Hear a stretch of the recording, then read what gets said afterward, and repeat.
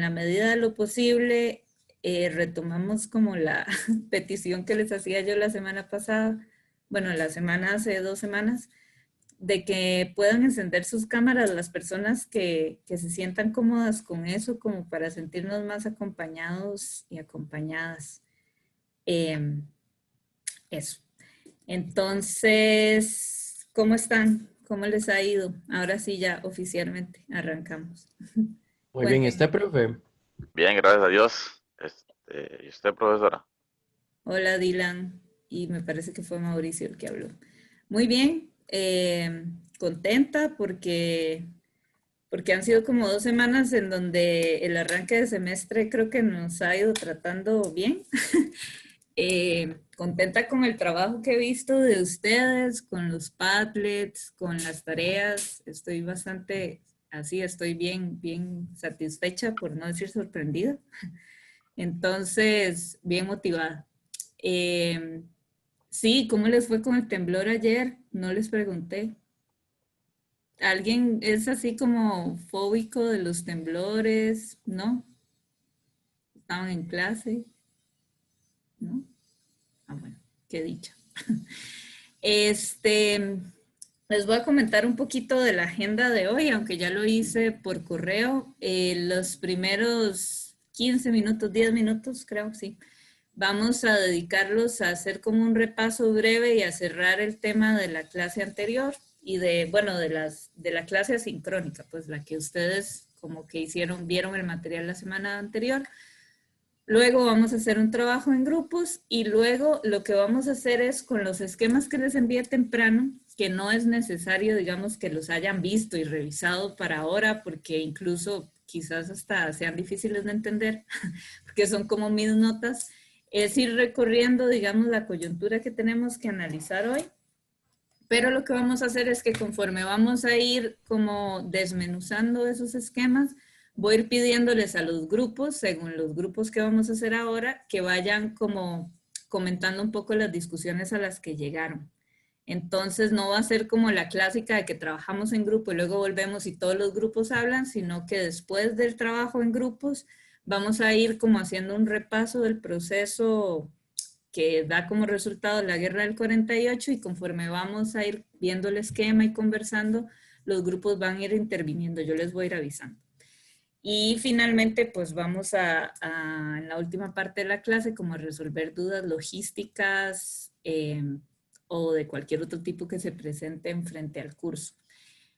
Quería preguntarles cómo les fue la semana pasada con el texto de Scott, cómo les fue viendo el video, cómo les fue preparando la tarea de los Padlets, que como les digo, pues me pareció que estuvo muy bien abordada por todas las personas que han participado. ¿Qué tal les fue? Bueno, a A mí me mí, gustó. ok, Hable. ¿quién está hablando? Valeria, Era yo, pero dale. hable.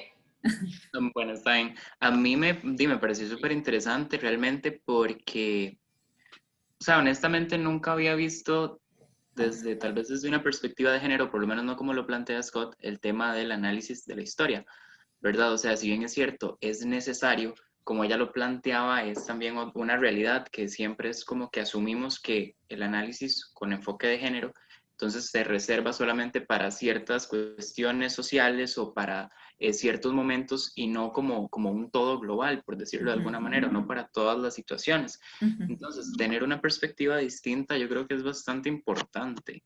Y de hecho, con lo que todos y todas subieron al Padlet, también dice, como que se sostiene muchísimo más por el hecho de ver que hay una afectación muy grande por ejemplo, en el contexto de pandemia, que no solamente se da en términos de salud, salud, ¿verdad?, física, sino también en términos de aumento en las desigualdades y otra serie de situaciones por ahí. Ok, ahora sí, Valeria. Gracias, Yo Francisca. iba a decir que me gustó mucho el video, que fuera tan conciso. Eran como 6 minutos, 7 minutos, muy cortito, y entonces podíamos mantener la atención dentro del video. La lectura también estaba muy fácil de entender, pero lo que me pareció más enriquecedor en realidad fue el Padlet. Cuando yo entré ya habían como 10 comentarios tal vez, y empecé como a leer los titulillos de las noticias que habían planteado, Y mi noticia fue acerca de violencia doméstica y todo lo que las mujeres se puede desencadenar en medio de la pandemia, pero leí uno muy interesante que era acerca de cómo han manejado la pandemia los lugares donde las mujeres son las lideresas de ese país.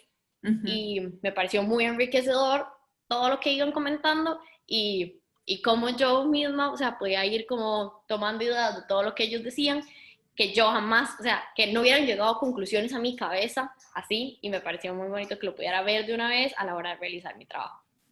Buenísimo, qué bueno. Valeria Bolaños.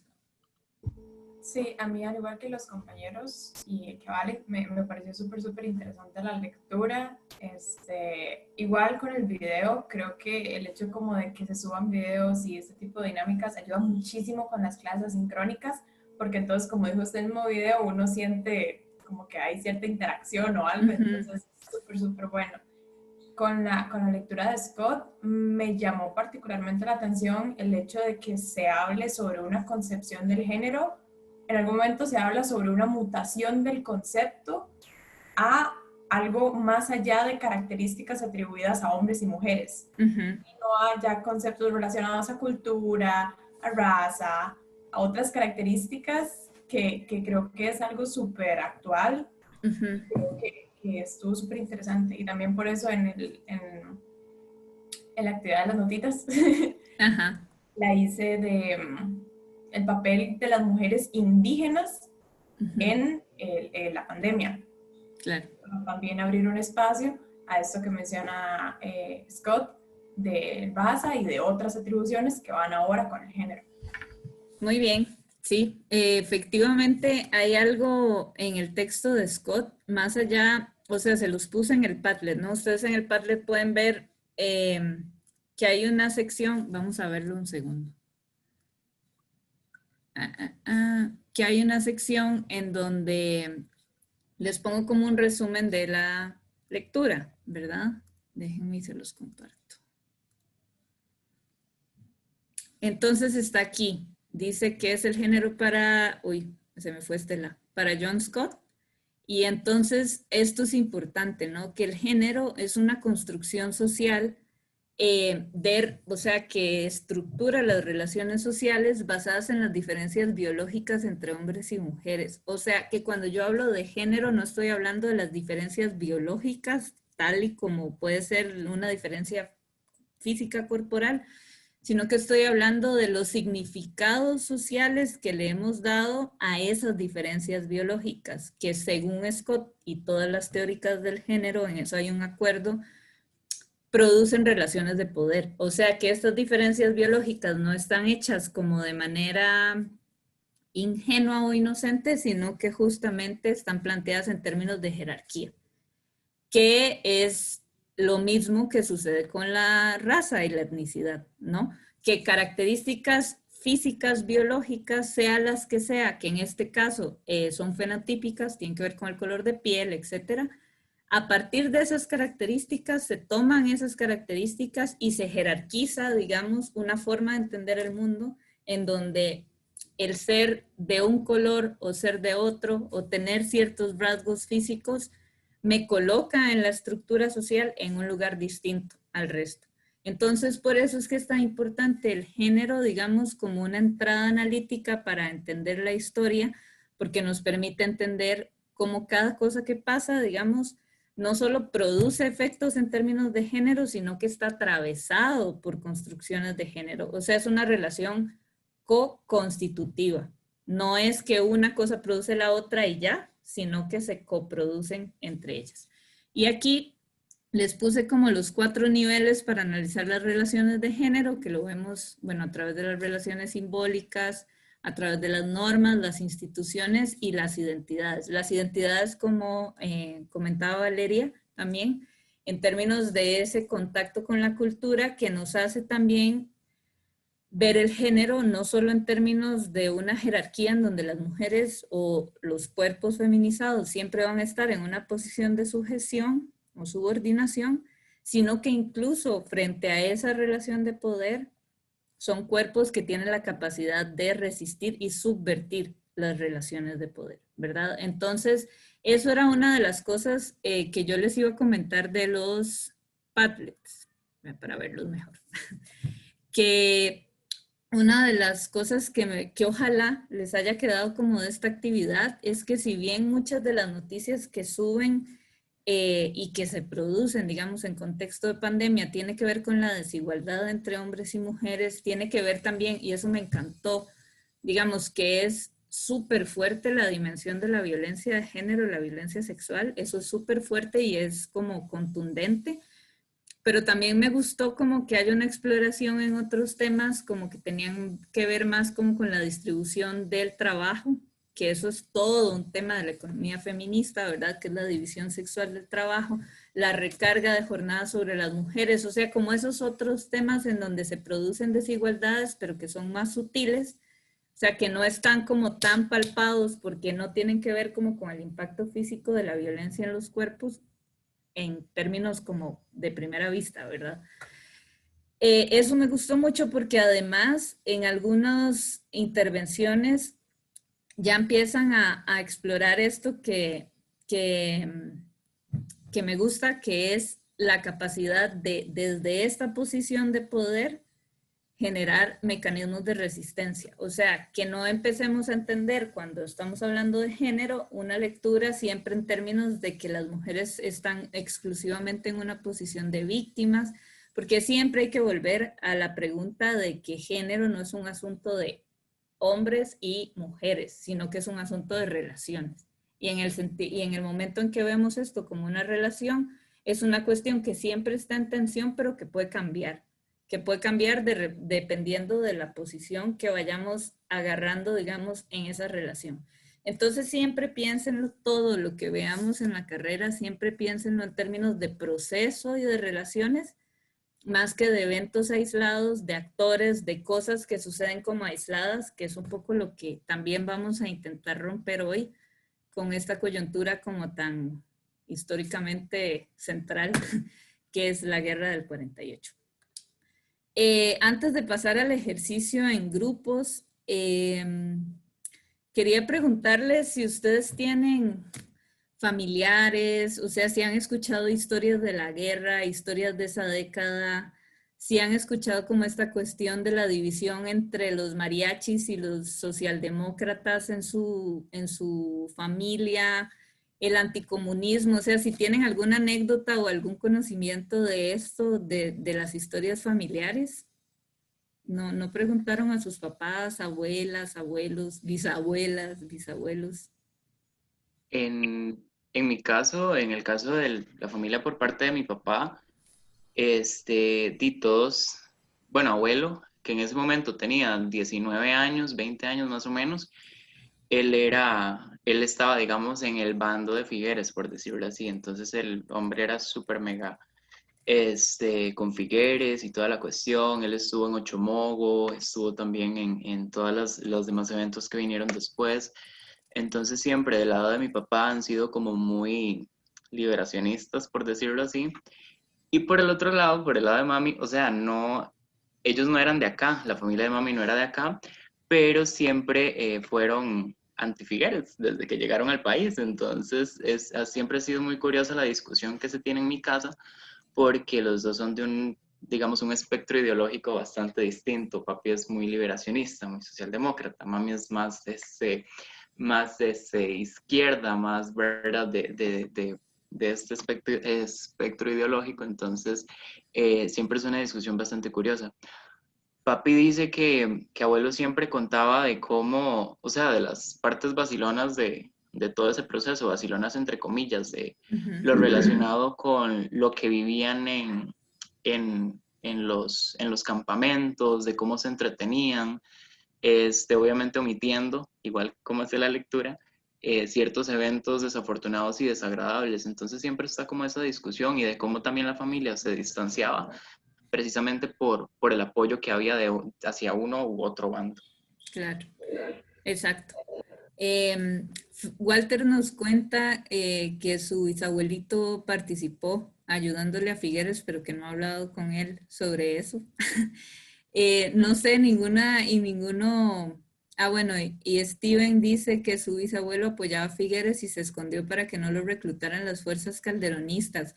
Eso sucedió mucho. Yo no sé si habrá otras historias entre ustedes o si las personas que están participando en el chat quieren como comentar algo al respecto.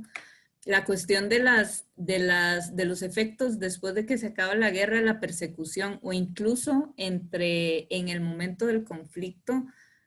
Yo creo que es una realidad que ninguna de nosotras o nosotros nos imaginamos ahorita, digamos, pensar en un momento de polarización social tal que implicase la cuestión de esconderse de las represalias de la persecución política. Kevin dice, mi bisabuelo también, al igual del compañero Steven, estuvieron escondidos en una cueva durante un mes entero y mi abuela les llevaba comida. Eso también sucedió y sucedía mucho que si habían partes de los barrios en que se quería apoyar a alguien que estuviera escondido o escondido del otro sector, tenían que hacerlo con muchísimo cuidado, digamos, de que el resto no se diera cuenta, sobre todo si eran calderonistas o mariachis, que es como se le conoció históricamente después de la guerra. Y la razón de eso, pues es algo que vamos a ver como conforme profundicemos después del trabajo en grupos. Luis Eduardo. Tenés la mano levantada. Dale. Entonces, sí, lo que yo le quería decir es que, bueno, yo siempre fui muy unido a mi abuelita, entonces ella me comentaba como sobre eso, los mariachis versus los pericos, como le dicen como popularmente en su dialecto, pero lo que me llamaba la atención, y no he encontrado mucha información al respecto, es que me parece que esas personas que se involucraron en esa guerra civil, me parece que unos acuerdos que llegaron que tenían un derecho de jubilación casi que perpetuo. Y me parece que es algo que la lectura no aborda, ni siquiera en los acuerdos de la Embajada de México, pero sí es algo que sucedió. Como que las personas que sí lucharon o que estuvieron involucradas en el conflicto, hasta la fecha incluso hay como una pensión que reciben actualmente. Es de ahí, ¿verdad? Ese evento. Sí, sí, sí. Efectivamente el texto no lo profundiza, pero es un dato como de estos datos sobre la guerra que a veces ni nos imaginamos, pero que efectivamente suceden. Es muy bonito y importante, ya que estamos en un curso de historia, si ustedes pueden como acercarse y las cosas que están leyendo las pregunten entre personas, sobre todo las personas más mayores cuando estamos viendo como eventos más antiguos, digamos. Para que les den este tipo de anécdotas, porque justamente este libro, el libro de David, está construido a través de un acercamiento a la historia que tiene que ver con la memoria, más allá, bueno, además de el análisis documental. Y desde la memoria también se pueden encontrar datos, digamos, que no necesariamente están consignados en los documentos oficiales. Y Mauricio nos dice, uy, bueno, ahí ustedes en el chat pueden ir viendo como las intervenciones ha compartido Diana, Mauricio y Steven sobre estas como anécdotas de los bandos y de cómo se van como articulando rencillas que según la tesis del libro, digamos, van alimentando también el conflicto y que quedan hasta la actualidad. O sea, no sé si ustedes han sentido como ese imaginario terrorífico que genera como la idea del comunismo. Si ahorita se siente, imagínense, digamos, en esos años que es cuando agarra muchísimo más fuerza. Entonces, para poder pasar a la parte de la actividad, vamos a hacer 4 grupos que van a estar hechos aleatoriamente y cada uno de esos grupos va a conversar sobre cada uno de los temas que les había propuesto en el correo. No todos los temas están dichos tal cual en la lectura y esto no es un examen de la lectura, pero la idea es que ustedes puedan haber como revisado otras cosas y que puedan como conversar un poco de lo que dice la lectura, de lo que ustedes saben también, porque muchos vienen saliendo del colegio y es un tema como que se viene, ¿verdad?, arrastrando desde ahí. Entonces, las personas que estén en el grupo 1, cuando les inviten, las que queden en el grupo 1, van a responder, cualquier cosa está en el correo, ¿verdad? La pregunta, ¿cómo se configuran los bandos políticos en el conflicto de 1948? ¿Cuál es el bando perdedor y por qué? Y si es vigente esta configuración ideológica, digamos, en la actualidad. Se los voy a ir poniendo en el chat. Profe, perdón. Sí. Yo justo las acabo de... Ah, sí, ya vi. Bueno, ahí están, ¿no? El que le toca el grupo 2, le toca abordar el contexto nacional de 1948 en relación con lo que pasaba en el mundo en ese momento, y de qué manera lo que pasa en el mundo incide, digamos, y lo que pasa en Centroamérica incide con el conflicto. El 3 va a abordar el discurso ganador y qué estrategias, digamos, se utilizaban para que fuera, digamos, el discurso oficial, y qué rol juega el papel del caudillo. Todas estas subpreguntas, la idea es que van alimentando la pregunta central que tiene que ver con esas estrategias, ¿verdad? O sea, la construcción de un caudillo es una estrategia para que ese discurso que se emita como ganador sea el oficial. Y el cuarto grupo va a trabajar en qué rol juega la democracia como pilar fundamental así del imaginario costarricense, y el papel de las elecciones como detonante del conflicto. Esto sí es más lo que vieron como directamente en el capítulo de David, ¿ok? Y para eso vamos a tener unos 10 minutos, ¿ok? Vamos a conversar sobre eso en 10 minutos y yo voy a estar como entrando a las salas a ver cómo está la discusión. ¿Ok?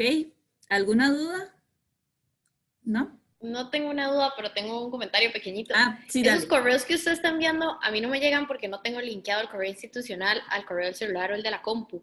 Y yo le mandé un correo que si por favor puede actualizar mi correo, pero no respondió, no sé si no lo vio. Sí, Entonces quería... te respondí al institucional. Ah. Después hablamos, porque era como una cuestión de que es como la lógica de la universidad está apuntando como a que todos migremos para asuntos de las clases a la plataforma Al institucional. institucional. Está bien. Entonces, eso. Pero después si no conversamos vos y yo sobre eso. Entonces, Bien, eso, vamos a las salas y ahí en 10 minutos nos vemos de nuevo aquí.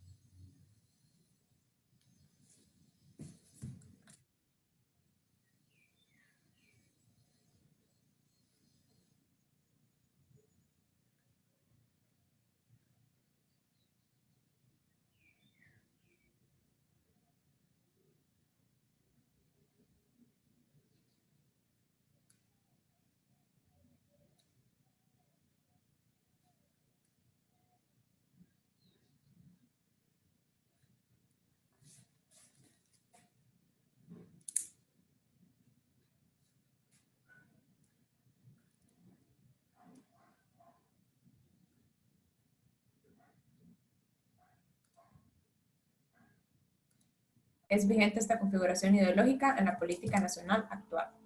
Hola, profe. Hola. Ok, entonces la primera básicamente es cómo se configuran los bandos políticos para el conflicto de 1948.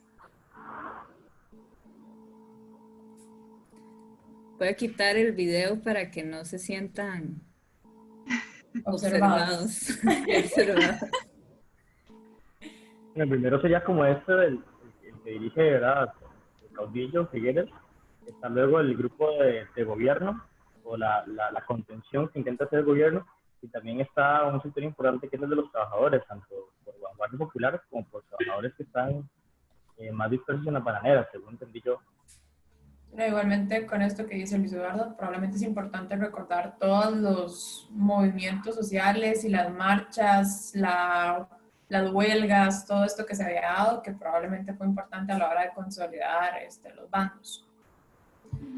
Digamos, yo vengo, como dijo la profe, saliendo del cole y eso se ve mucho en el último año. Y cuando nos enseñaron de eso en el cole, acerca de los bandos, siempre nos enseñaron a Figueres contra Calderón. Y en la lectura que hicimos, se ve más bien como que no eran solo como dos bandos, yo lo interpreté como que estaba Figueres, los revolucionarios, estaba el gobierno, estaba Vanguardia Popular, y también Calderón estaba como por su lado, o sea, como que estaba muy disperso todo y era como todos contra Figueres o algo así, no sé, lo tomé como siempre a mí me enseñaron que era un solo bando del gobierno, pero no, la lectura me hizo ver como que eran distintos como grupos que luchaban juntos, no sé. Por lo general en el cole se estudia como mariachis contra Figueres.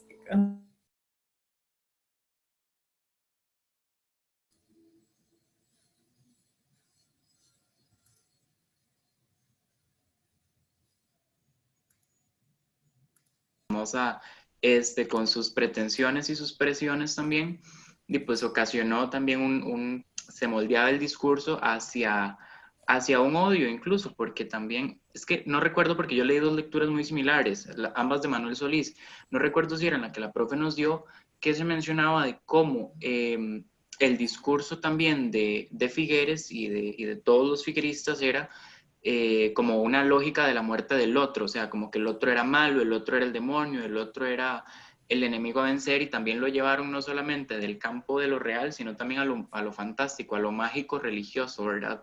De cómo... Lo relacionaban mucho con la religión, de que él, o sea, en apoyo total con Dios, que digamos que lo que él hacía era lo que estaba bien, que lo que estaban haciendo los calderonistas, por decirlo así, estaba totalmente mal. Y así fue como él logró tal vez recibir más apoyo por parte de la población costarricense, ¿verdad? El hecho de ser una revolución por lo mismo. Y como, sí, como estábamos también en un contexto iniciando todo este tema de, ¿verdad? O bueno, más bien fortaleciendo este tema de las dicotomías entre comunismo y capitalismo, y ya en un contexto de prácticamente Guerra Fría, y el miedo de Estados Unidos, principalmente de que en Costa Rica, que era un punto clave para ellos, se instaurara un gobierno comunista. Entonces obviamente el contexto nacional incide, y el discurso que Figueres empieza a reproducir incide en toda la región centroamericana, y también incide en la forma en la que Estados Unidos se alió, y otros sectores también de Costa Rica, sectores poderosos, se aliaron con Figueres, o en otros sectores con Calderón, ¿verdad? Y con Teodoro Picado. Pero sí, yo creo que sí. O sea, qué más podríamos mencionar?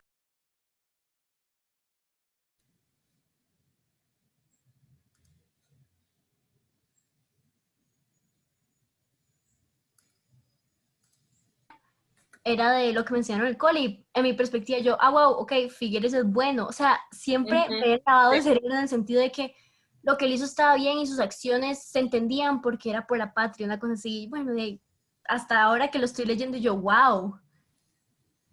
Precisamente porque se legitimizó la figura del caudillo, ¿verdad? De que él tenía él se legitimizó diciendo de que perfectamente pues fue obligado a matar, a tirar un montón de gente, a dar la vida, ¿verdad? Precisamente porque tenía que transformar a Costa Rica, o sea, ya no era por los lates, sino porque quería transformar a Costa Rica. O sea, el discurso cambió en dos segundos, básicamente. Sí, y además es impresionante como, o sea, yo tampoco sabía sobre el tema. Como yo tengo un par de historias de mi abuelo, que mi abuelo tenía 17 años, pero igual, como un par de historias de él y así. Pero yo en el colegio solo aprendí como que después de la guerra del 48 Figueres ganó, entonces Figueres mágicamente hizo la Segunda República y podemos votar y las garantías sociales y todas esas cosas. Entonces es como, sí, gracias a Figueres tenemos todo esto. Y no, o sea, a mí me enseñaron en el colegio que la cosa del pacto de Ochomogo fue una guerra civil de 15 minutos. O sea, eso fue lo que yo entendí en el colegio. No sé si entendí mal, pero eso fue lo que yo aprendí. Entonces yo estaba bastante, cuando decían que los 600 soldados y bla, bla, yo pensé que se habían muerto como 5 personas. O sea, aquí hay algo mal en el currículum de estudios sociales, o yo no sé, pero yo no aprendí esto, jamás. Y yo creo que sí lo vi. Pero es como cuando mucha gente se le presenta esto de que Figueres quitó el ejército, wow, paz para Costa Rica, pero en realidad eso fue toda una estrategia para que no le diera un golpe de estado, digamos. Ay, de verdad. Y celebra Hanukkah y rezan ahí. Y tiene una Biblia, un día se me envió una Biblia ahí en árabe. Habla árabe él. Qué chido, la selección sí es muy cool. Yo le dije que lo dijera y no lo quiso decir.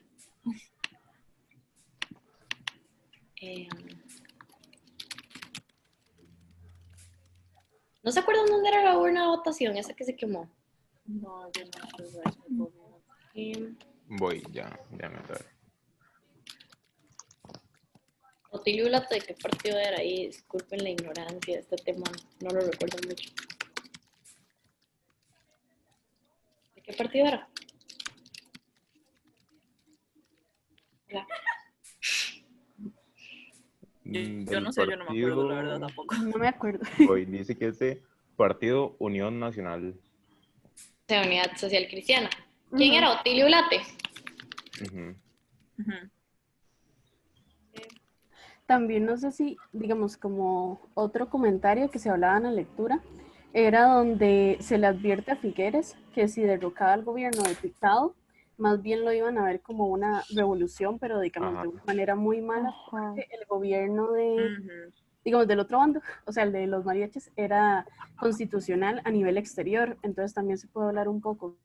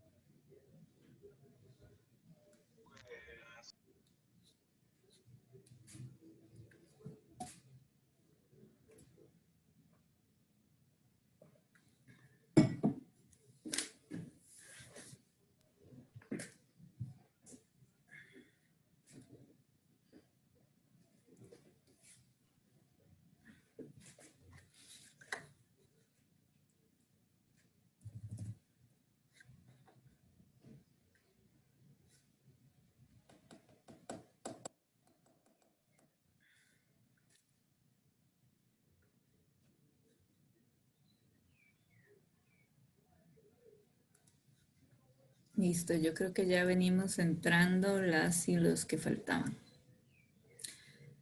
¿Qué tal? ¿Cómo les fue? ¿Les dio tiempo? Más o menos, nosotros estábamos como muy felices hablando de todo lo que todo el mundo creía.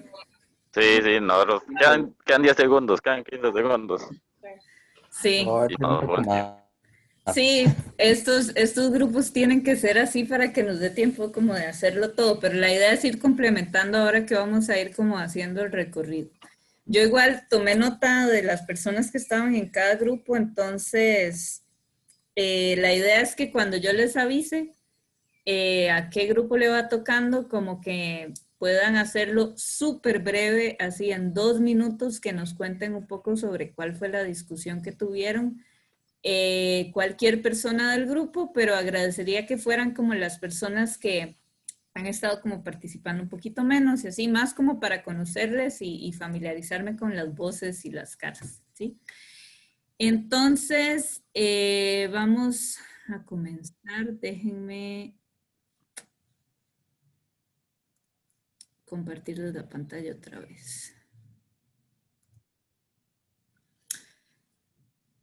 Este fue, bueno, les envié 2 imágenes hoy, bueno, las subí pues a mediación, y esta, que no estaba segura si a ponerla después del esquema, me parece que es mejor verla antes, porque creo que a partir de este esquema podemos analizar la coyuntura que nos toca analizar hoy. Entonces yo le llamo como núcleos de análisis, pero la idea es que le podemos llamar de la manera en que queramos, categorías, etcétera, pero son como a nivel analítico, es decir, cuando nos ponemos los lentes que veíamos en el video, los lentes con los cuales vemos la historia son los que nos pueden ayudar. En este caso, digamos, y son un poco los que propone el libro de Díaz. Y cuando les propongo aquí de la construcción de sujetos políticos, ahí también es la propuesta que hace Eugenia Rodríguez en el texto complementario que que no tenían que leer obligatoriamente, pero que habla un poco como del rol de las mujeres en todo este proceso, que en el libro de David queda un poco dejado de lado, pero porque también históricamente ha sido dejado, o sea, es como una historia que sucede tras bastidores de la oficialidad, ¿no? Entonces, lo primero es la democracia. O sea, la construcción del Estado-nación, o sea, el Estado no es únicamente como el territorio que habitamos, sino que también es todos esos símbolos y esos sentidos comunes y esas historias que nos aglutinan en sentirnos parte de este lugar que llamamos Costa Rica. Entonces, la democracia es uno de esos sentidos comunes que hace que todas y todos nos sintamos parte de este lugar.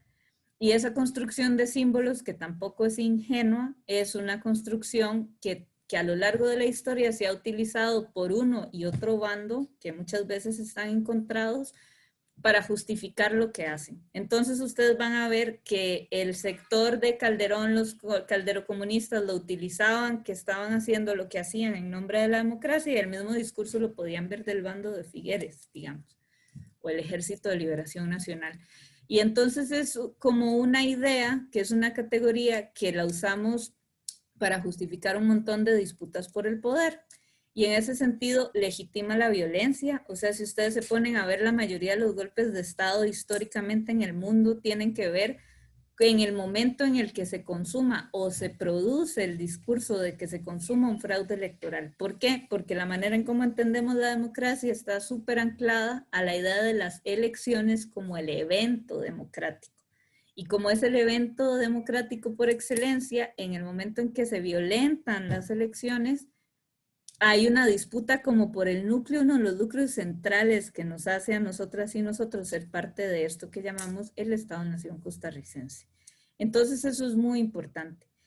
Otra de las cosas importantes que vamos a ver, digamos, a lo largo del texto es que a través de esta noción de democracia que nos hace creer que todas y todos somos iguales, que una persona, un voto, estamos diluyendo desigualdades estructurales y estamos diluyendo lo que David en su libro y muchos otros autores dejan ver, que tiene que ver con las desigualdades históricas por género, por raza, por clase, entre sectores, ¿verdad?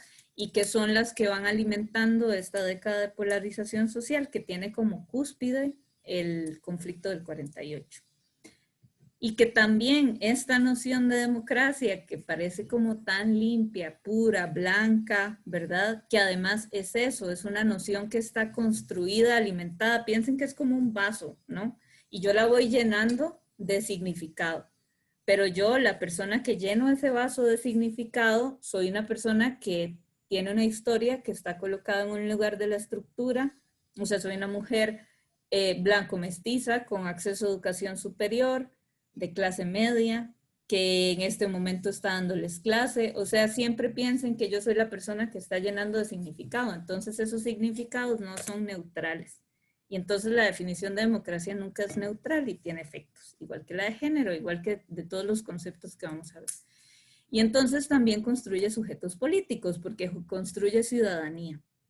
¿Cómo es el ciudadano costarricense? A ver, cuéntenme.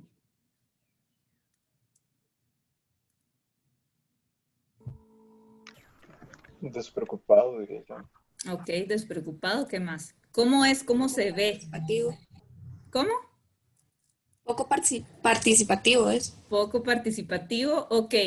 ¿Qué más? Dejan como que, digamos, que los mayores poderes hicieran y que les da igual, por decirlo así. Ok, pero vayámonos un poco como a la primera capa de estas cebollas y la más superficial, ¿cómo se ve en el imaginario? Ajá. Así que hombre y blanco. Ok, es hombre y es blanco, ¿qué más? Todo lo que han dicho está muy bien, pero quiero que vayan aún a la capa más superficial, ¿no? Esto como que es hombre, es blanco, ¿qué más? Y tiene que ser feliz y costarricense porque somos el país más feliz del mundo, ¿no? Somos el país más feliz del mundo, entonces no nos gustan los conflictos y por lo tanto imaginar que en 1948 hubo fosas comunes en este país es una cosa impresentable, ¿verdad? ¿Qué más? Religiosa, o sea, dependiendo, digamos, del contexto de que se habla, como en sí la guerra católica, se podría decir. O sea, Siento que también se ve como una persona, un hombre muy masculino y protector de su familia. Ok, es un hombre masculino y protector. A eso se le llama patriarcado. Entonces es el hombre proveedor, ¿no? Es el Estado protector, que además, se los voy adelantando, digamos, es la imagen que se construye sobre el Estado a partir de 1948. Es la imagen del Estado grande y fuerte, que si ustedes los ven en términos metafóricos y simbólicos, como nos decía Scott, es la imagen del padre, es el Estado pater, ¿verdad? Paternalista. Entonces, es como para que empiecen a ver el género, cómo empezamos a construir el Estado en términos de género también, ¿ok? ¿Qué más? Y entonces iban hacia el hombre como el proveedor de la casa, la mujer la verían como de la que hace los quehaceres en la casa y que tiene que ver por el hombre. Exacto. Y por eso es que entonces Eugenia Rodríguez nos dice que la mayoría de los estudios históricos sobre las luchas de las mujeres están pensados en términos de a partir del momento en donde, de los 80s por un lado, y a partir del momento en donde empiezan las luchas sufragistas. Pero lo que ella da cuenta, digamos, en su texto es que es una cadena de luchas que vienen desde mucho antes, alimentadas por la organización de base que se daba en el grupo Germinal, en el Partido Reformista y luego en el Partido Comunista. O sea, todos esos antecedentes de organizaciones de mujeres son cuestiones que van a quedar dejadas de lado. ¿Por qué? Porque la democracia crea sujetos políticos y el sujeto político de la democracia es la persona que puede elegir y ser electa. Entonces no es casual que la historia de las mujeres, digamos, en Costa Rica para nosotras comience a partir del momento en donde se aprueba o se lucha, ¿no? Se gana el derecho a votar, a ser electa y a votar. Porque a partir de ese momento empezamos a existir en la esfera pública. Aunque siempre se ha existido y siempre, digamos, como ustedes también lo apuntan en sus Padlets sobre la pandemia, es normalmente las mujeres o los cuerpos feminizados los que asumen los roles de la reproducción social y que siguen sosteniendo la lucha política de este montón de hombres que salen a la guerra. ¿Ok? Eso en términos de género.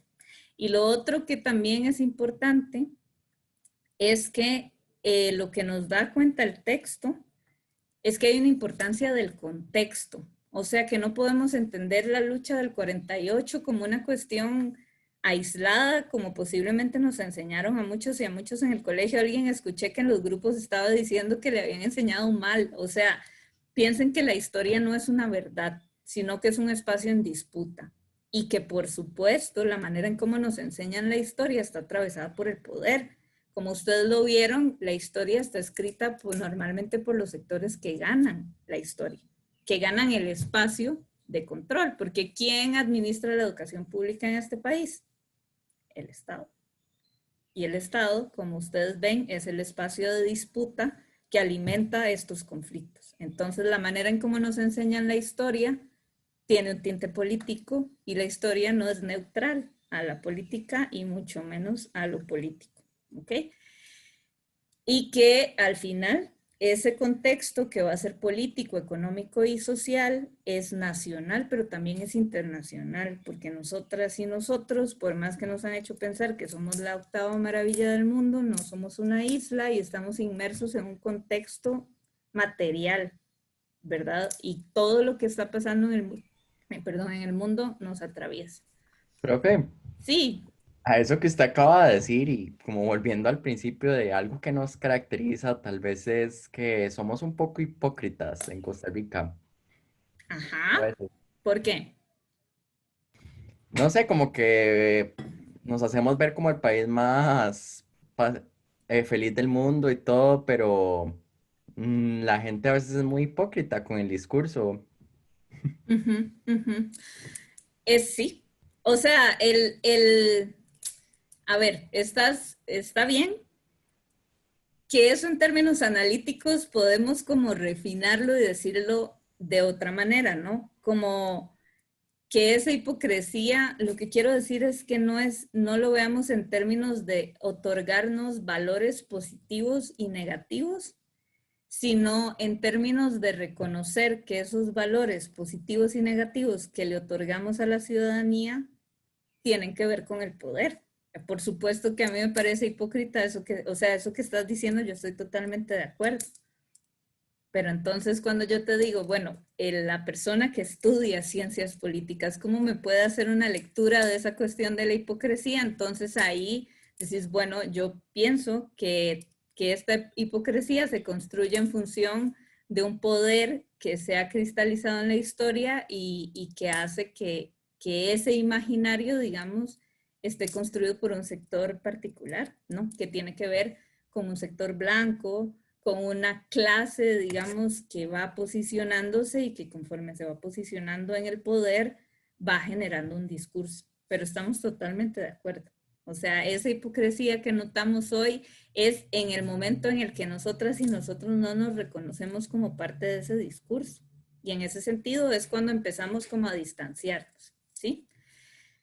Ahora, quiero que vamos a empezar por el grupo 1 y el grupo 2, que me cuenten súper brevemente qué fue lo que conversaron mientras cuéntenme primero y luego les comparto como el esquema general.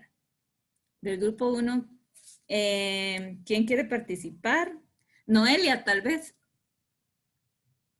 Contanos, ¿de qué hablaron? Bueno, nosotros en cuanto a lo de los bandos, la configuración de los bandos, hablamos como que siempre se nos enseñó que eran como dos bandos completamente definidos, por así decirlo, Figueres contra Calderón. Pero al hacer la lectura nos dimos cuenta que esto en realidad, o sea, como que nos lo enseñaron mal, porque ese bando, digamos, como el Calderón, en realidad está dividido como en tres, que sería como el Estado, Calderón por su parte, y también Vanguardia Popular.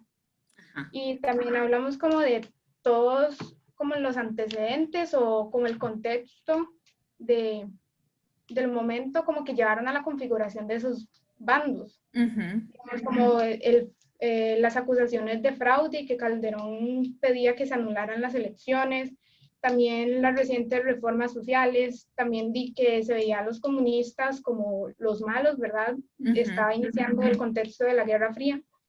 Y también, bueno, lo de los revolucionarios con Figueres y sus discursos y cómo bueno, esto no lo conversamos, pero también como yo siento como que ayudó a Figueres, que fue cuando lo exiliaron, que él estaba en medio de uno de los discursos en la radio y que el gobierno envió a que lo encarcelaran y lo exiliaron. Yo siento como que también ese antecedente ayudó como a Figueres a obtener como apoyo al ver que gente que por sí estaba como disconforme con el gobierno, con todo lo que estaba pasando, ver que eso sucedió, también como que metió la duda y lo ayudó como a obtener el apoyo. Luego de eso también... No, dale. También lo del bando perdedor y por qué. Y acordamos como que eran los calderocomunistas, porque de la forma en que se cuenta la historia siempre se cuenta desde el punto de vista liberacionista. Entonces, todas las repercusiones que tuvieron, las persecuciones y también, bueno, otras cosas que sufrieron después de la guerra, nos hacen ver que los perdedores fueron este bando. Y que si es vigente la configuración ideológica, eso no teníamos como muy claro si era en cuanto a los partidos o cómo, pues eso tuvimos como duda, siento. Pero hablamos como de que se me olvidó. Bueno, ¿alguna puede apoyar? Sí, que alguien me apoye, por favor. Me puse nerviosa. Tal vez lo que, Lo estás haciendo muy bien. aunado a lo que decía Noelia, lo que también comentamos es que existía como, pues, existía una fluctuación y concurrencia de distintos intereses, inverosímiles incluso, que no se cuentan. Por ejemplo, estaba también el contexto internacional de las intenciones de Somoza, también del porqué del apoyo de Guatemala. Y lo último que me parece que es lo que quería aterrizar Noelia, y me corrige si no es así, es la analogía que estábamos haciendo como del contexto del 48 con la política actual. Entonces, hablábamos de que no se veía quizás hace mucho tiempo como un sentido de identificación tan pasional con un candidato como lo existía con Calderón y con Figueres, a como lo fue en las pasadas elecciones quizás con los dos partidos que se fueron a segunda ronda.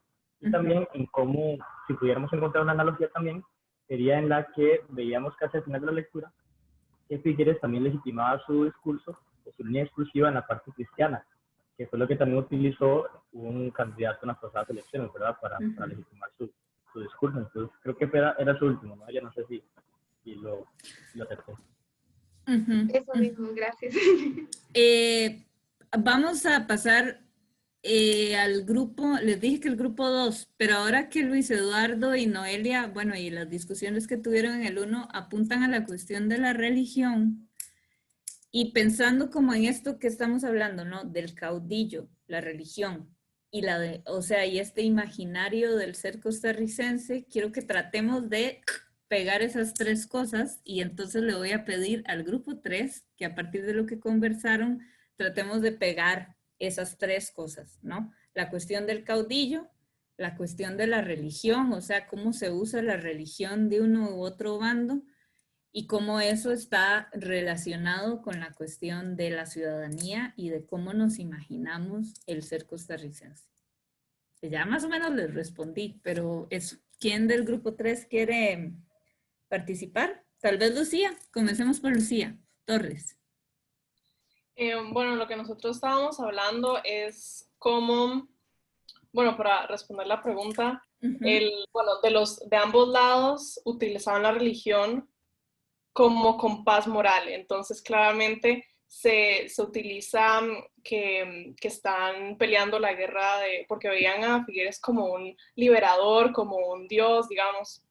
Entonces decían como que era el plan de Dios, digamos, liberar a Costa Rica y crear la Segunda República, y que Dios no quería que Costa Rica fuera comunista y todo este asunto. Y entonces la gran estrategia de los figueristas que funcionó fue solo deshumanizar a los calderocomunistas diciéndole que eran comunistas, y ya en el contexto internacional había mucho miedo por el tema comunista, que es algo muy interesante que sigue hasta hoy. Como no vaya a ser que alguien vaya a llamar al Frente Amplio Comunista, porque ya todo el mundo se asusta. Me acuerdo que en las elecciones del 2010, el 2010, como yo no estaba muy como presente en las elecciones ni nada, y solo dije como está el PAC y está el Frente Amplio, que yo decía que era comunista, y mis papás, o sea, estuvieron como muy, muy atentos en que estaban intentando decirme que en Costa Rica no habían partidos comunistas y que no iba a pasar, porque relacionaban todo el tema de si hay comunistas, entonces relacionado con dictaduras, Venezuela, Cuba, todo este asunto. Entonces me parece muy interesante cómo la forma de ganar el contento popular, que al final lo más importante, es deshumanizar al otro. Entonces ese concepto de la otredad, que lo utilizan ambos lados, pero es muy interesante cómo esa figura política, digamos, esa deshumanización sigue hasta el día de hoy. Exacto. Muy bien. De hecho, bueno, no sé si ustedes lo sienten, pero quizás ustedes, los que y las que quizás son más jóvenes, no lo sentirán tanto, pero yo creo que es algo que está súper vigente, como esta polarización de las familias con respecto a la historia y a esa historia, que viene de nuestros bisabuelos hasta la actualidad. Entonces, indistintamente que antes era muy claro cuando estábamos en un sistema bipartidista, que era la unidad y liberación, era súper clara la división, como de que, era casi una de las preguntas que uno le hacía a la gente cuando la conocía, ¿no? Como que uno trataba de, así como ahora uno dice, si es apricista o es liguista, es como que una las ubicaba, digamos, en ese espectro que era dicotómico, no eran esos dos partidos. Ahora es mucho más difuso, pero lo cierto es que en ese momento la cuestión del comunismo estaba súper debilitada porque, como ustedes lo leyeron, el comunismo fue ilegal en Costa Rica, la política comunista fueron súper perseguidos después de finales de la guerra del 48. Pero el punto es que se instauró como un enemigo público y como un enemigo interno. Y como lo apunta Lucía, que es muy importante, todo proceso de constitución de una nación, digamos, incluye y excluye, ¿verdad? O sea, yo puedo decir que ustedes son el grupo al que yo le estoy dando clases porque hay otro montón de sus compañeros y compañeras que no están en este grupo. Entonces yo ese criterio de decir que ustedes están adentro lo construyo a partir de la gente que no está en este grupo, ¿verdad? Es un criterio de exclusión. Lo mismo funciona con la ciudadanía. ¿Qué es lo que alimenta el morbo contra las y los nicaragüenses? La cuestión de lo que implica ser tico y tica y lo que implica no serlo. Entonces, cuando hablamos de estrategias, que justamente les tocaba a ustedes cómo conversarlo, la cuestión del otro es una cuestión clarísima, ¿verdad? Que yo construyo sentido de pertenencia a partir de lo que no soy yo. Y entonces el sentido de pertenencia que me hace sentir grupo, ¿no? Ahorita que ustedes están en elecciones estudiantiles, la cuestión de los partidos funciona así. Yo construyo mi propuesta muchas veces en relación con el otro que no soy, porque si yo quiero que me escojan a mí, no me puedo ver como el otro, ¿no? Tengo que verme distinto. Entonces, eso fue una técnica, bueno, es como la base del conflicto. Y hay un autor que se llama Carl Schmitt, que lo irán a ver, espero, en algún momento, que plantea que la política justamente está planteada en términos de la relación amigo-enemigo. Es un autor al que se le achaca como haber apoyado al nazismo y es un autor como que ha estado súper tergiversado, pero que vale la pena que lean porque ciertamente atina como a la raíz de lo que llamamos lo político, que tiene que ver con el conflicto, y el conflicto se da en el momento en donde hay un sujeto que es construido como amigo y otro que es construido como enemigo. ¿Cómo se llama, profe? Disculpe. El autor se llama Carl Schmitt y es un teórico de la guerra, justamente por eso. Entonces, cuando pensamos en la historia, muchas veces creemos en procesos y conflictos y nos sentimos como súper analistas, ¿verdad? Y nos sentamos con nuestros lentes a analizar el conflicto, pero luego recordamos estas cosas y a nuestras familias y recordamos que es una guerra que marcó la vida de muchísima gente en términos personales, ¿no? Mucha gente perdió seres queridos en el conflicto, muchos barrios se polarizaron, muchas amistades se rompieron, muchas familias se dejaron de hablar, muchas parejas no fueron pareja porque uno representaba un bando y el otro, o sea, eso sucedió y sucede hasta la actualidad. Entonces, resulta que la dimensión de los afectos y la dimensión personal y psicológica tuvo mucho que ver para entender la guerra. Y es una mirada que normalmente, primero, no es la que por lo menos a mí me enseñaron en el colegio. Y es una mirada desde donde podemos entender cómo se fue alimentando este conflicto desde una perspectiva de afectos y rencillas personales, ¿verdad? Que si bien la lucha de clases es una entrada analítica útil para entender este conflicto, no es la única. Y lo que David Díaz intenta ver a través de su texto y que otros autores como Manuel Solís también lo profundizan, es que hay otras dimensiones desde donde se puede analizar este conflicto y que la cuestión personal, familiar, tuvo muchísimo que ver. Tuvo muchísimo que ver el resentimiento de Figueres de que lo exiliaran, pero el resentimiento personal de un cuerpo resentido, así. Entonces, y todo eso como lo que va alimentando sumado a otro montón de cosas, ¿no? Entonces la política es eso y lo político también. Es a veces cosas que intentamos entender desde una categoría como muy sencilla, como puede ser, claro, era una disputa por el Estado entre los socialdemócratas y los comunistas, pero luego cuando vemos este capítulo nos damos cuenta que son un montón de condiciones que hace que uno que empieza apoyado por un grupo luego traiciona ese grupo, como fue el caso de Calderón, y ahorita lo vamos a ver, y ese grupo que inicialmente lo apoyaba, luego se convierte en oposición, pero luego se convierte en oposición también a Figueres, y más adelante en los 50 le vuelven a apoyar. O sea, todo es un juego de fichas, así.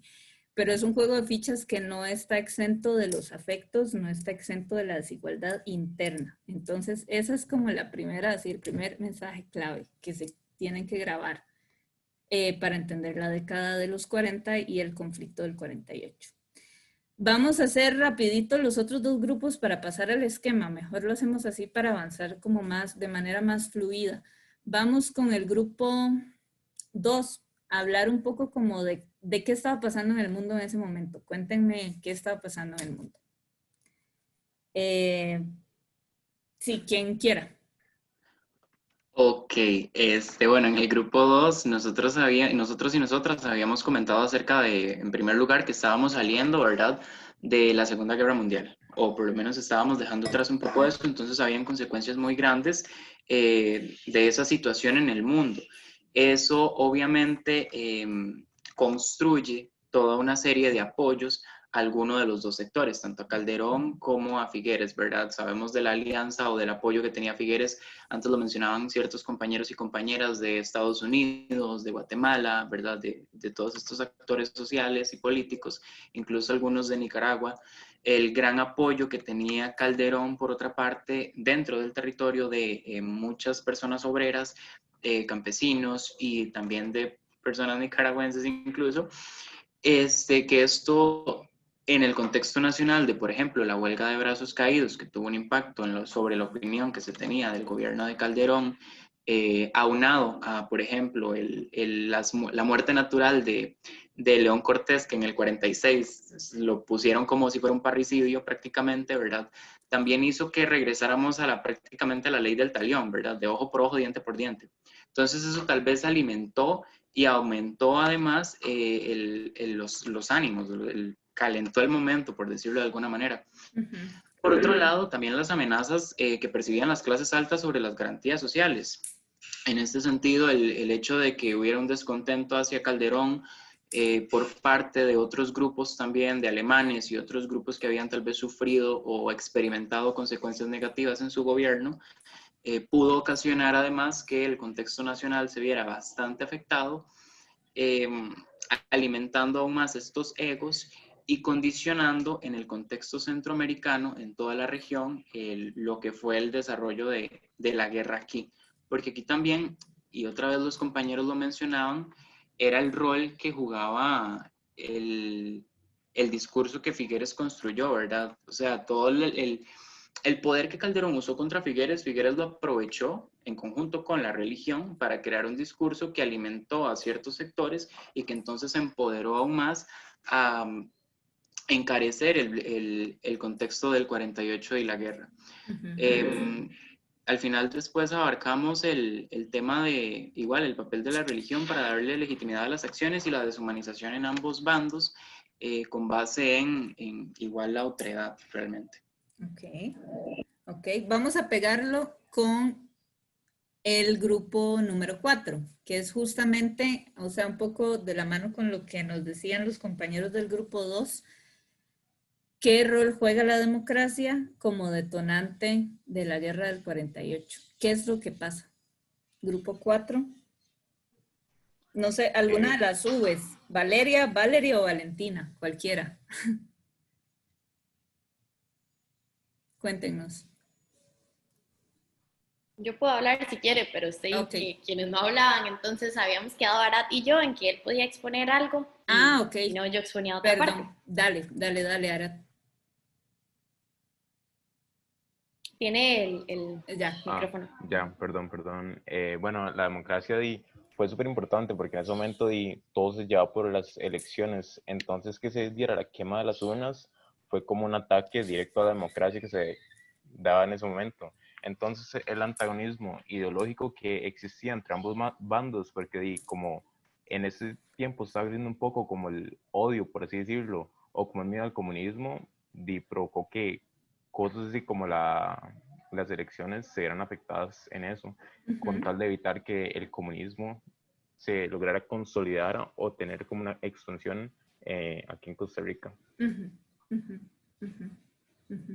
Y acerca de la democracia, hablamos de lo que democracia significaba, es muy abstracto lo que el término significa, pero en democracia de mayorías, en democracia de minorías, que esas minorías en este momento iban a hacer todas las votaciones de las y los ciudadanos que hubieran estado en esas urnas que se quemaron. Y ya después como que hubiera ganado Otilio Ulate y todo lo que pasó entre Figueres y Ulate y ese pacto que hubo hasta formar la Junta Fundadora de la Segunda República. Además de como la presión que tenía el Partido de Liberación Nacional por la constitucionalidad de las elecciones, entonces que se llegaban al poder por medio de todo el, por así decirlo, el desmadre que había en el país, que no hubiera sido como bien visto internacionalmente. Claro, claro. Profe. Muy bien, vamos a hacer como un recapitulación del contexto, voy a tratar de no repetir todo lo que ya dijimos, que está súper bien, pero sí profundizar en algunas cosas que quizás no venían tanto en el capítulo, pero que es importante como que pongamos atención para entender la complejidad del conflicto y de la cantidad de actores que no hemos mencionado que estuvieron involucrados. Entonces, ahora sí les voy a compartir el esquema. O sea, es un esquema que yo hice a la luz de la lectura y que es súper enredado de entender, pero que me parece importante incluso que se vea enredado, porque es un poco lo que pasó. O sea, disculpe. Sí. ¿Qué pasó? Me gustaría ahí como que incluyera como algo sobre el pacto de Ochomogo, si es posible.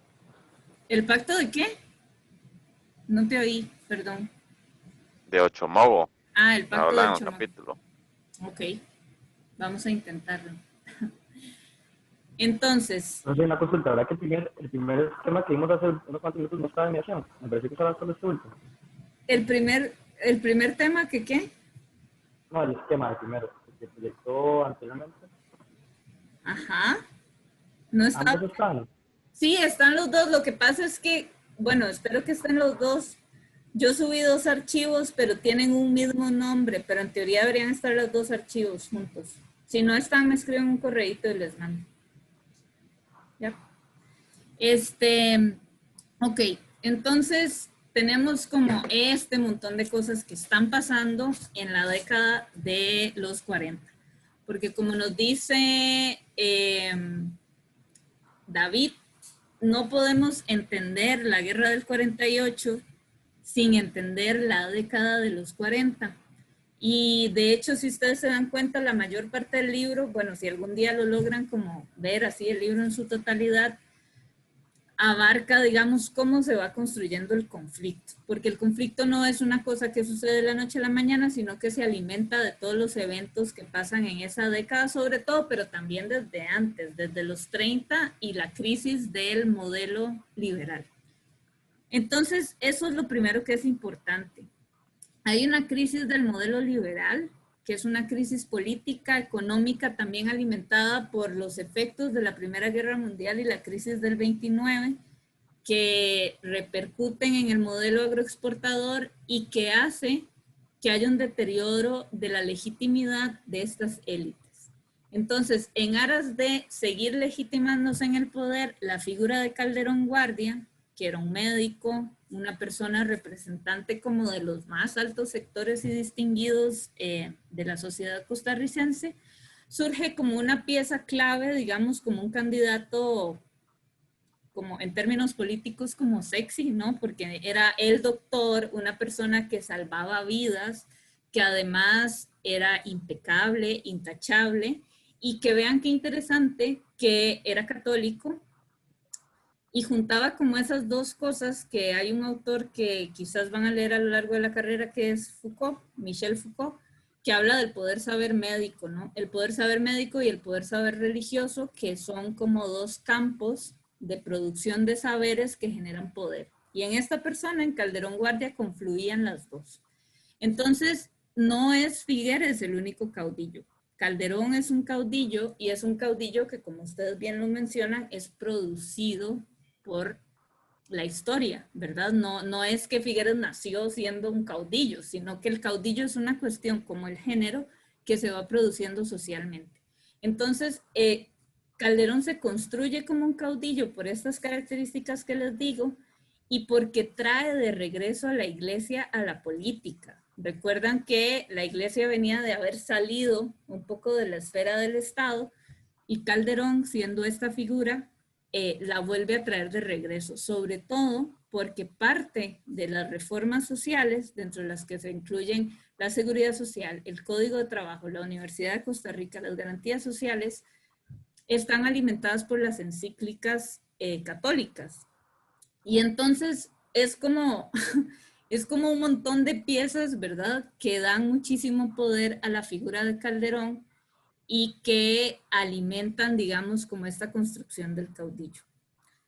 Es cierto que las reformas sociales, o sea, Calderón que viene apoyado por toda esta base liberal, conservadora, en el momento en que se promulgan las reformas sociales genera una primera ruptura con ese sector.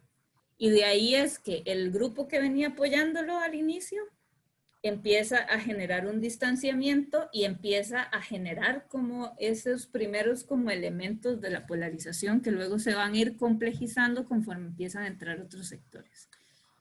Parte de lo que también alimenta esta conflictividad es la alianza que se hace posteriormente, o sea, todo esto está pasando en los primeros 4 años de la década, ¿verdad? Estábamos en contexto de guerra mundial.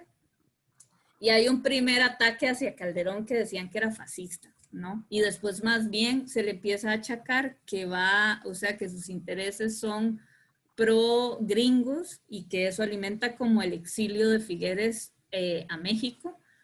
Pero en ese momento había como una cuestión, una polarización que luego se va a decantar en lo que todos y todas conocemos como la Guerra Fría, que finalmente es la polarización ideológica entre el socialismo, comunismo y el capitalismo, digamos, en su versión más demócrata, como se venía pensando desde los Estados Unidos. ¿Ok? Entonces, esa polarización va a alimentar esta década.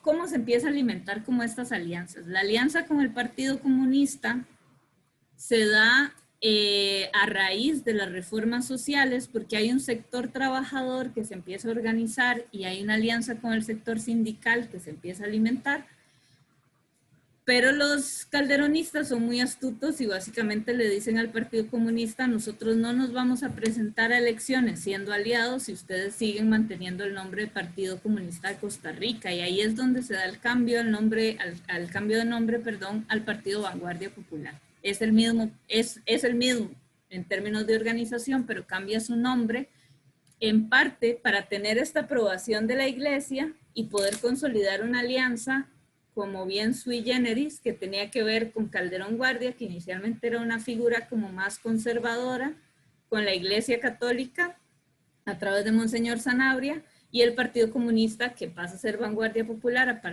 a través de Manuel Mora, ¿no?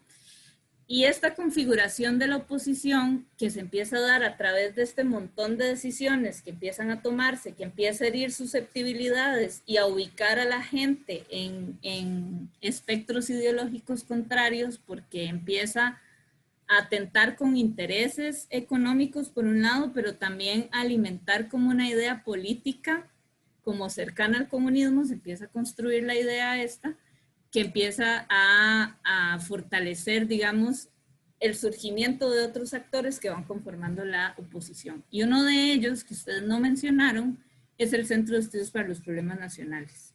¿Qué saben del Centro de Estudios para los Problemas Nacionales? Por favor, díganme que saben algo. Si lo han escuchado, lo escucharon en el cole. Sí, Noelia. Como un grupo de estudiantes, creo que la mayoría eran como estudiantes que venían de Chile, bueno, ticos que estudiaron como en Chile, algo así creo que eran, o también como de la UCR. Ajá. Estudiaban como la situación del país y proponían ciertas medidas como para mejorar algunas situaciones. Exacto.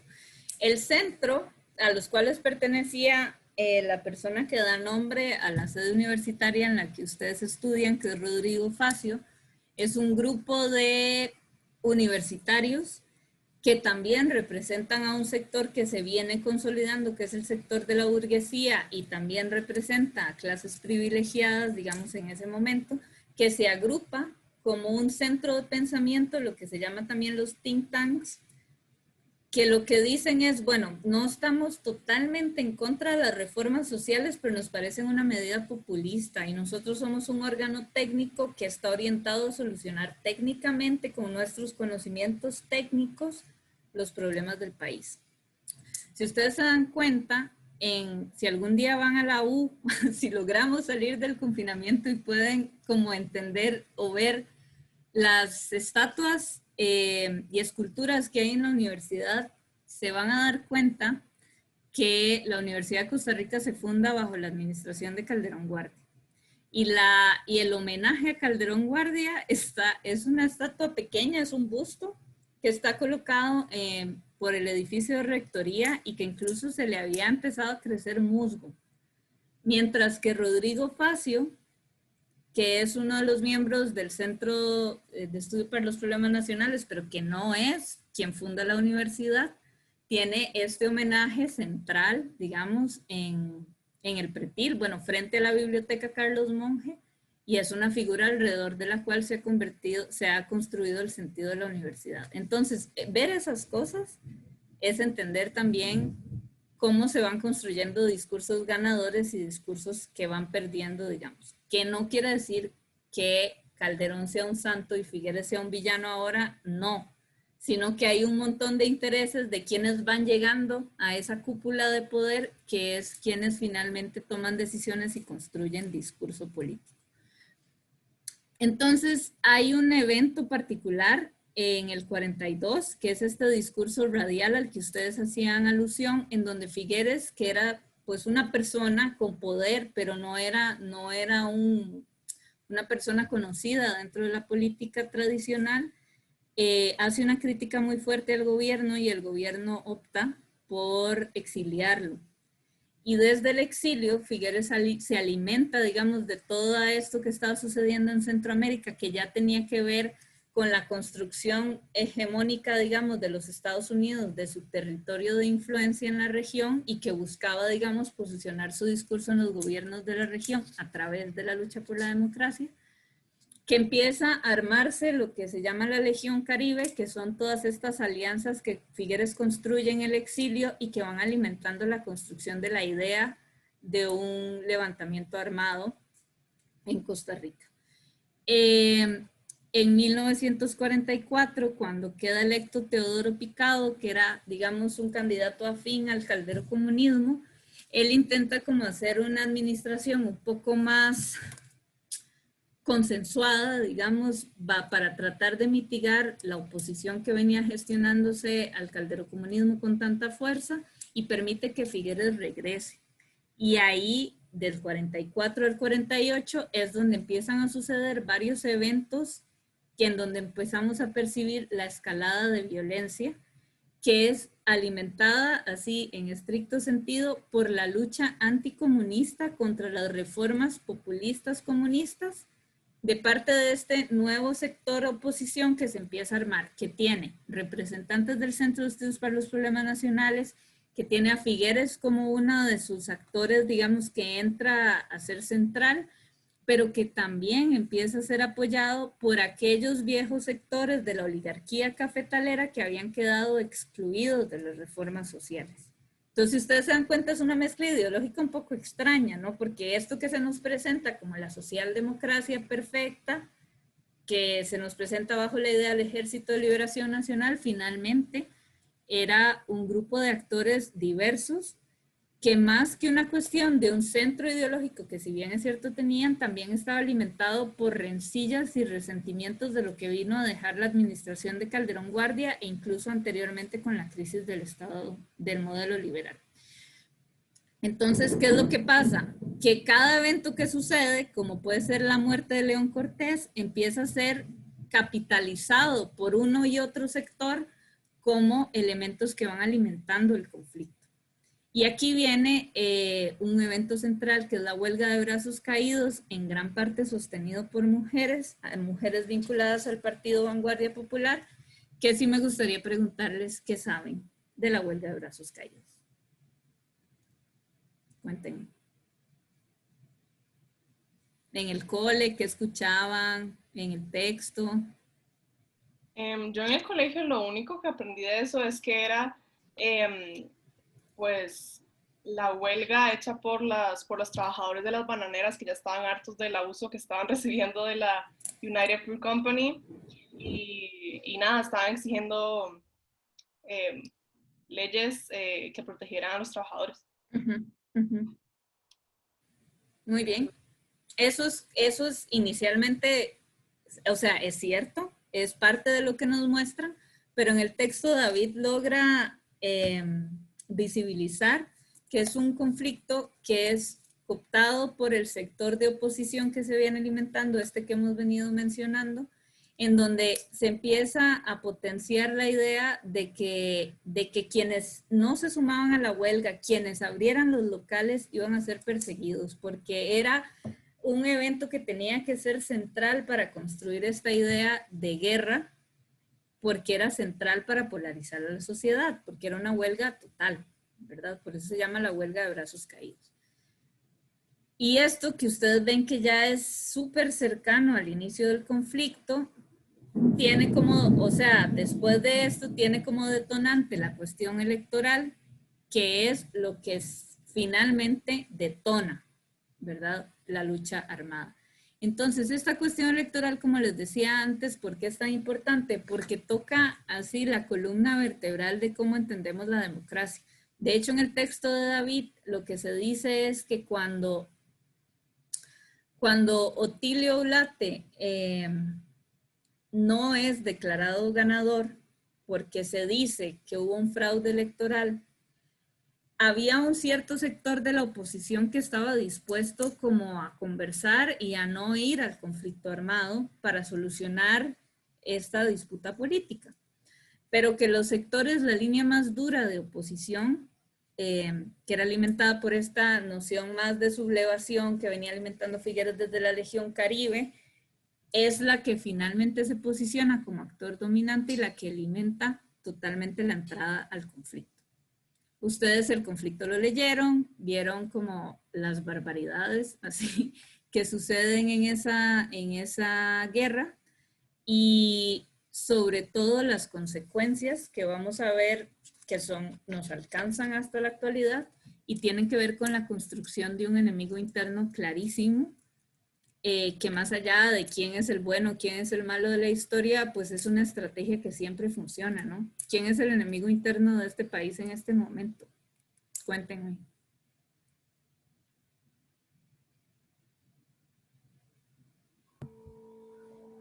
Tal vez tipo colectivos que no les importa que el país se pueda caer en pedazos mientras después puedan pararse sobre los pedazos del país y decir que su partido político, su agrupación o lo que sea sobrevivió.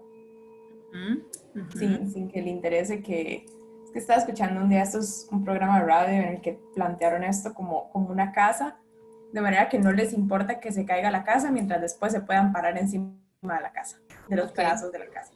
¿Y esa casa qué es? Costa Rica. ¿Y qué es Costa Rica? O sea, en términos de esa casa, ¿cuál es esa casa? ¿Quiénes están adentro de esa casa? Supongo que todos. Todas. Deberíamos estar todos y todas.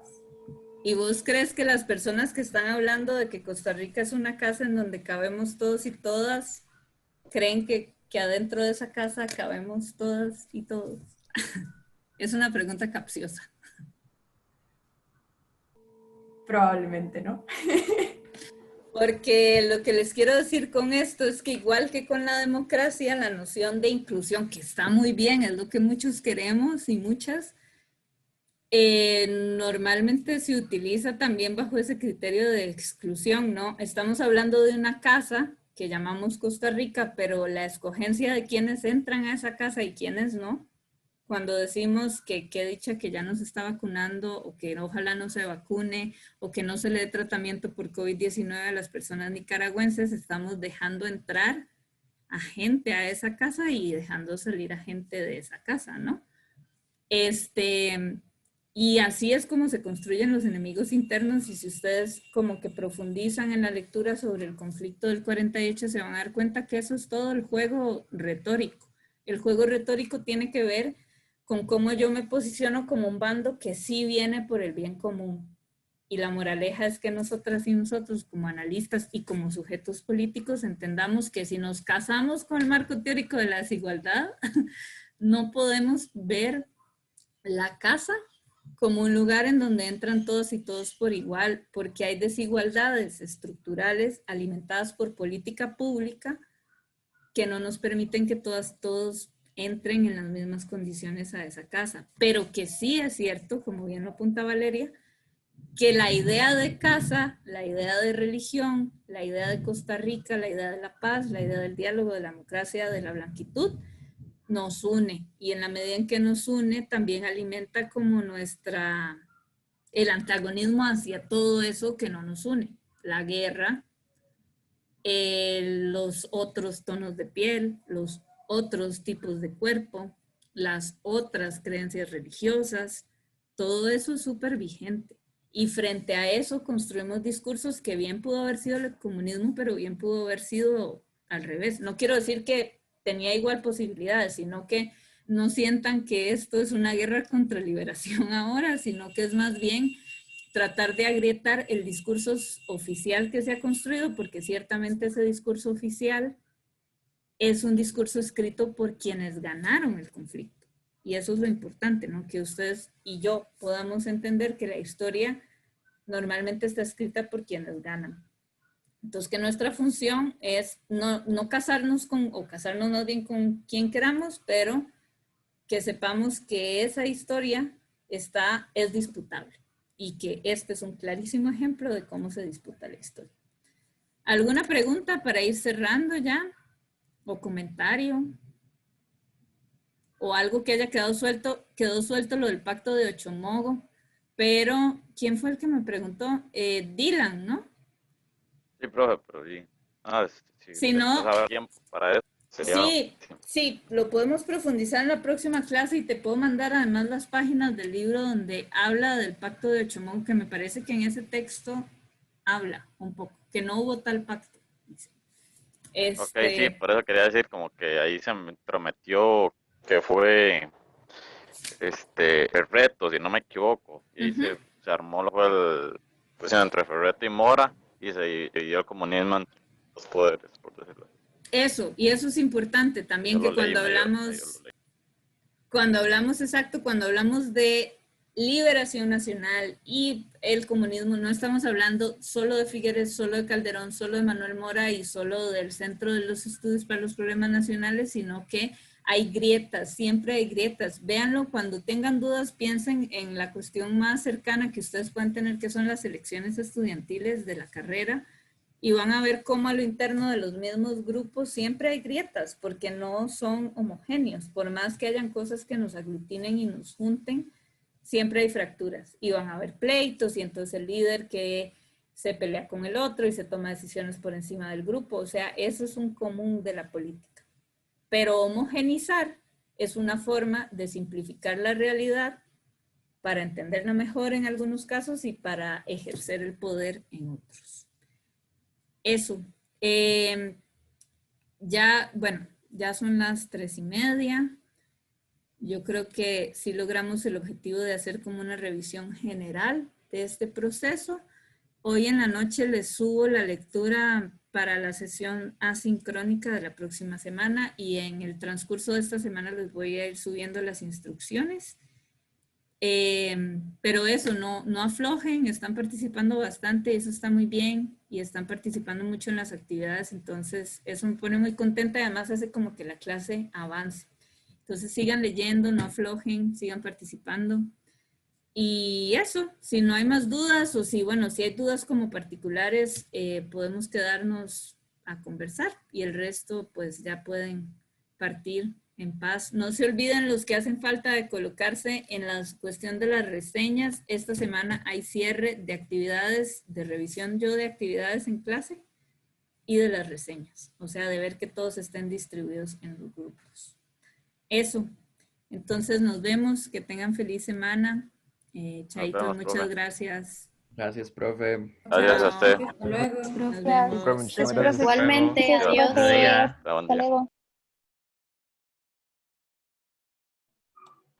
Profe, yo tengo una consulta, ¿me puedo quedar? Sí, yo también tengo una consulta. Muy bien, quédense. A ver quién está primero, Diana, ¿verdad? Sí, Diana, contame. Sí, es que yo tengo la duda, digamos, porque con esta actividad que está relacionada a lo de la salud mental, yo vi como que las preguntas generadoras son como, ¿cómo se sintió mi cuerpo como antes de realizar esta actividad? ¿Cómo se sintió después? Y así. Y siento que la actividad que yo quiero hacer no va tan relacionado como a ese eje como físico, porque siento que es como para una actividad como yoga, por ejemplo, que una siente como diferencias en el cuerpo. Yo pensaba hacerlo como por el lado más musical, digamos, ahorita estoy aprendiendo a tocar cajón peruano, entonces pensaba hacerlo como por ese lado, entonces no sé si se puede o sí, ¿cómo sería? De fijo se puede, de fijo se puede porque alguien me preguntó esto, me lo preguntaron 2 veces. La idea de pensar el cuerpo no es, o sea, sí puede ser cosas desde cómo me siento yo, que me siento más relajada y se me quitó la tensión, o sea, puede ser eso, pero lo que yo quisiera que sintiéramos o le tratáramos de poner atención es cómo nuestro cuerpo, digamos, se va transformando conforme vamos experimentando distintas cosas, o sea, no es el mismo cuerpo que yo tengo desde marzo, que paso 9, 10 horas sentada enfrente de una computadora al cuerpo que tenía antes. Por más que sentarme enfrente de una computadora no sea una actividad corporal en sí misma, me transforma el cuerpo y por lo tanto me transforma la capacidad de poner atención, me disperso súper fácil, ya me duelen las rodillas, o sea, es un ejercicio de aproximación para que empecemos a reflexionar que todo nos pasa por el cuerpo. Entonces yo lo que pienso es que el hecho de ejecutar una actividad que tenga que ver con la música, desde por qué la estás haciendo, bueno, más allá de los puntos extra, pero digamos como desde el placer de empezar a aprenderla, desde la dificultad de empezar a entender como el instrumento y luego ir como poniéndonos más en contacto con él, todas esas posibilidades se pueden. Desde cómo te ayuda a concentrarte o no concentrarte, pero no traten de no pensar en lo que yo quiero leer, sino más de verdad de poner atención a lo que les está pasando. Y si no les pasa nada, también es un dato, ¿verdad? Pueden ponerlo como, realmente para mí es lo mismo aprender a tocar cajón peruano que sentarme en la compu 12 horas. Eso lo ponen. Y yo lo leo y todo bien. Ok, yo lo pensaba así, hacerlo como más o menos como, bueno, usted lo plantea como una bitácora, entonces decir como, por ejemplo, hoy estoy como trabajando X ritmo y así, y no sé, como cómo me hizo sentirme. Muy bien, muy bien. Y si en la semana, no sé, a mí me pasa, por ejemplo, pero no nos tiene que pasar a todas y a todos, que hay ciertas cosas que hacen un cambio en mi día, digamos, si yo salgo, aunque sea 5 minutos, recibo luz del sol, no estoy ejecutando ninguna actividad corporal, ni yoga, ni deportes, tal, y entro, cambio, o sea, cambia mi disposición para el trabajo, etc. A veces para bien y a veces para mal. Entonces yo puedo decir eso, como, me hace falta, o al principio no me hacía falta, y en el mes, en octubre, te das cuenta que los días que no practicas es como, ay, es el espacio de practicar cajón peruano. O sea, esas cosas es como el tipo de reflexión. Y si no les pasa nada, también es muy válido. Nada más que lo registren. O sea, lo que yo no quisiera es como que usted me dijeran que hicieron una actividad y que yo no pueda ver cuándo la hicieron ni qué pasó, porque todo parece como hecho la última semana. Eso. ¿Sí? Ok, súper. Gracias. Bueno, con gusto. Mi duda iba relacionada con la de ella, entonces yo creo que ya. Vos fuiste la que me la mía escribió el también. correo, ¿no? Lynn. Yo le escribí que estaba lo de la clínica. Ah, no, vos fuiste no, pero es que hubo dos personas que me preguntaron tal cual eso, lo del cuerpo, en un correo. Pero bueno, espero haberla solucionado. Muchas gracias, profe. Con gusto. Profe, y también para mí muchas gracias. Era nada más como eso y digamos, la pregunta también, ¿lo puedo hacer como en el formato que yo quiera? Sí. ¿O tiene que ser, ok, está bien. Bueno, O sea, entonces, piensen que lo que yo quiero, o sea, lo que a mí más me interesa evaluar es que yo pueda ver que esto realmente se llevó a cabo y que hay un esfuerzo de pensar en torno a lo que estoy haciendo. ¿Qué pienso sobre lo que estoy haciendo? Es una cuestión muy personal. Yo no voy a evaluarles que Diana tenía que haber aprendido a sentirse feliz tocando el cajón peruano. O sea, eso no lo voy a evaluar. Pero sí voy a evaluar que Diana se tomó el tiempo después de tocar, pensar qué le pasó y si no le pasó nada, al menos escribirlo. Entonces piensen como eso, que lo que yo voy a evaluar es eso y en ese rango todo lo que les pasa es muy personal y es lo que ustedes pueden plasmar. El formato, si quieren poner fotos, si quieren decir odio esto que estoy haciendo, o sea, todo eso es muy válido. Eso es cada quien lo va escogiendo. ¿Ya? ok, sí, gracias, profe. Con Muchas gusto. gracias. Bueno, hasta luego a todas. Bueno. Chaito. Y Noelia. Profe, lo mío no es una duda, sino es como un problema que es que no me aparece uno de los esquemas, solo me aparece uno en mediación. No, entonces debe ser que no se subieron los dos, porque cuando yo lo subí, intenté subir como las dos imágenes juntas, pero nunca lo había hecho así y quizás así no se puede. Entonces ahora voy a revisar, porque puede ser que no sea un problema, o sea, estoy segura que no es un problema tuyo, sino que no se subieron los dos. Ahora yo lo subo. Creí que era un problema mío, como nadie más dijo nada. No, es que me parece que alguien preguntó, alguien creo que esa fue la pregunta que me hizo, que si lo iba a subir después y entonces supongo que fue que no se subió. Entonces ahora reviso y si no está subido lo subo. Ok, está bien. Gracias, profe. Chao. Gracias. Luego.